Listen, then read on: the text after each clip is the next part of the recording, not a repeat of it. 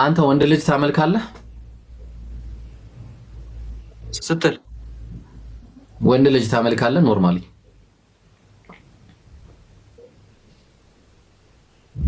እኔ አሁን አልገባኝም። አንተ ወንድ ልጅ ታመልካለህ? ቀጥታው አሁን ዝም ብለህ ቆይ እየጠየከኝ ወንድ ልጅ ታመልካለህ ስትል ምን ብዬ ልመልስልህ? በቃ ወንድ እንዴ እንደኔ ያለው ወንድ ታመልካለህ? አላመልክም። ኢየሱስ ወንድ ልጅ እንደሆነ ታውቃለህ? ወንድ ልጅ ተወለደ። አዎ። እና ወንድ ታመልካለህ? እሱን አሁን ምን አገናኘው እንዴ? ኢየሱስ እኮ የሚበላ የሚጠጣ በስምንተኛው ቀን የተገረዘ ነው እኮ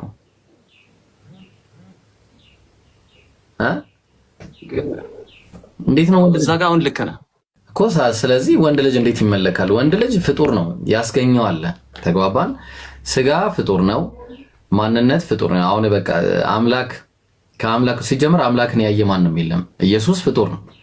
ስለዚህ ኢየሱስ ክርስቶስ ፍጡር ከሆነ አንዱ አምላክ ደግሞ የኢየሱስ ፈጣሪ ነው ማለት ነው። ስለዚህ የኢየሱስ ፈጣሪ ነው ወይስ አንተ ፍጡርን ነው የምታመልከው?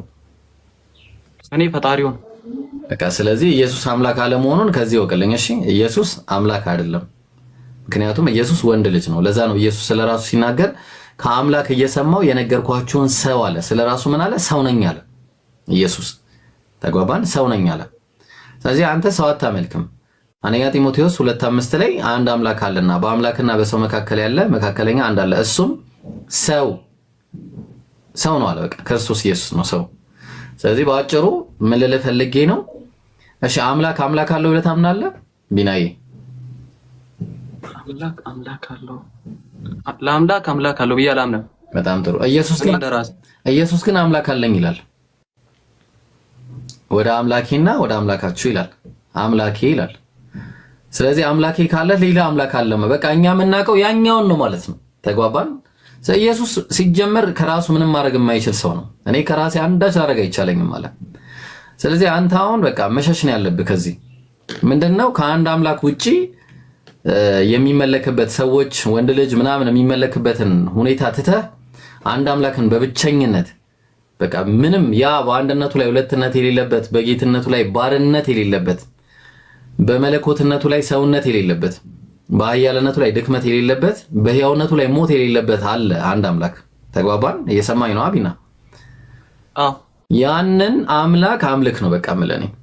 ያ የነቢያት አምላክ፣ የሰዎች ሁሉ አምላክ፣ የቅዱሳን አምላክ፣ የመላእክት አምላክ፣ የሁሉ ፈጣሪ፣ የሁሉ ነገር ፈጣሪ የሆነውን አንድ አምላክን አምልክ። በቃ ያኔ ነፃ ትወጣለህ። ያለዛ ግን ሰው እያመለክ ወንድ ልጅ እያመለክ መቼም ቢሆን ነፃ አትወጣም። መቼም ቢሆን ድህነትን አታገኝም። ተግባባን? እንዳንተ በልቶ ጠጥቶ ከበላ አንድ ሰው ከበላ ከጠጣ በኋላ የት ይሄዳል? ንገረኝ እስኪ። የት ሊሄድ ይችላል?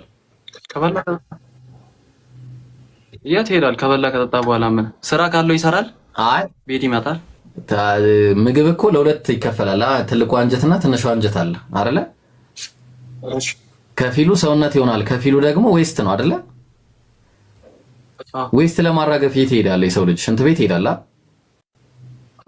ታዲያ አንተ ሽንት ቤት የሚሄድ አካልን ታመልካለህ ወይስ አምላክ ነው ሽንት ቤት የተቀመጠው? እንደዛ ልትለኝ ነው?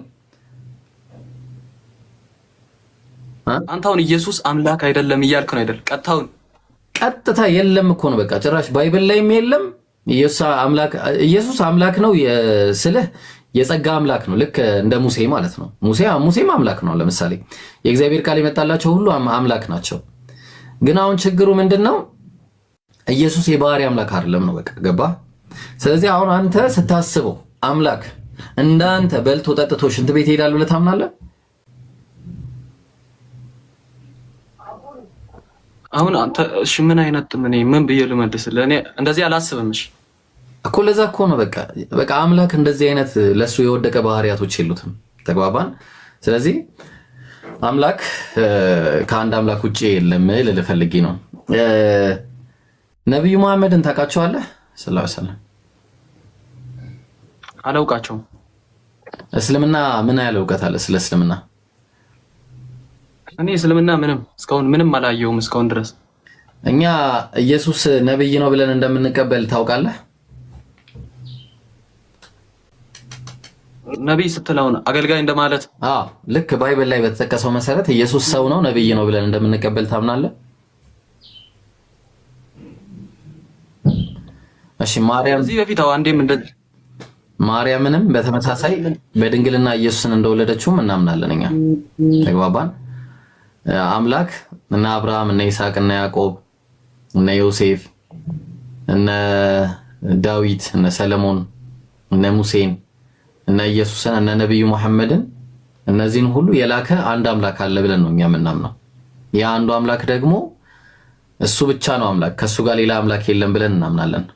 ሶስትም አይደለም አንድ ብቻ ነው። ለሱ ባላንጣም ቤተ ክርስቲያን ላይ እንደምንማረው አብ ወልድ መንፈስ ቅዱስ አንድ አምላክ እንደዛ የሚል እኔ አሁን የምማረው አንተ ቤተ ክርስቲያን ተማርክ እንጂ መጽሐፍ ቅዱስ ላይ አንድ ጥቅስ የለም። በጣም በሚያሳዝን ሁኔታ። እሺ አብ ወልድ መንፈስ ቅዱስ አንድ አምላክ ብለው ነው አያስተማሩ? ቢናዬ እስቲ እንፈትሸው። እስቲ የተወለደው አምላክ ነው ቢናዬ?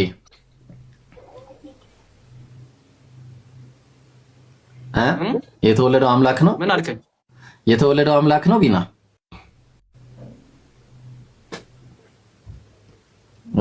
አሁን ለምሳሌ የተወለደው አምላክ ነው።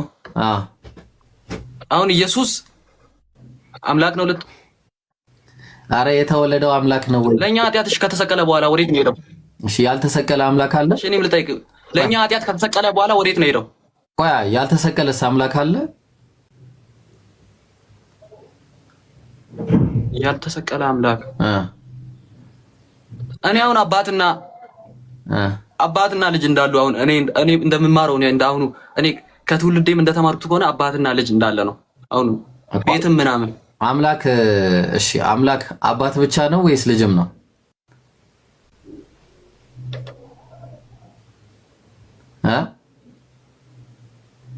ሚና አቤት አምላክ አባት ብቻ ነው ወይስ ልጅም ነው?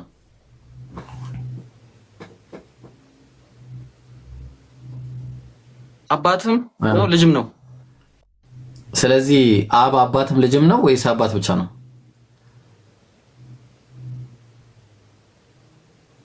አብ አሁን እንዳስ አባት እንዴ ልጅ አይደለም? ኦኬ አንድ አባት ያልሆነ አምላክ አለ ማለት ነው። አንድ ደግሞ ልጅ ያልሆነ አምላክ አለ። ግን እኔ ቆይ አንድ ያቀል ታይገዝጋ። እሺ እኔ አሁን ስለ ቃሉ ብዙ እውቀት የለኝም፣ ግን አሁን አንተ በእስልምና ሁሉንም ነገር ልታውቅ ትችላለህ። ሁሉንም ቃሉንም ውስጡንም መጽሐፍ ቅዱስንም ሁሉንም ልታጠናም ልትማርም ትችላለህ። እሺ ግን በአሁን ሰዓት ከኔ የበለጡ በጣም እውቀት ያላቸው አሉ። ኦኬ ይዛቸው ነው እስኪ ከነሱ ጋር ለምሳሌ አሁን የሉማ። እሺ ለምሳሌ ከነሱ ጋር እንደዚህ አውርታቸው ምናምን መልስ የለም። ክርስትና ላይ መልስ የሚባል ነገር የለም። አንድ መልስ። እሺ አውርታል? አውርቻለሁ። እንደዛ። ስለዚህ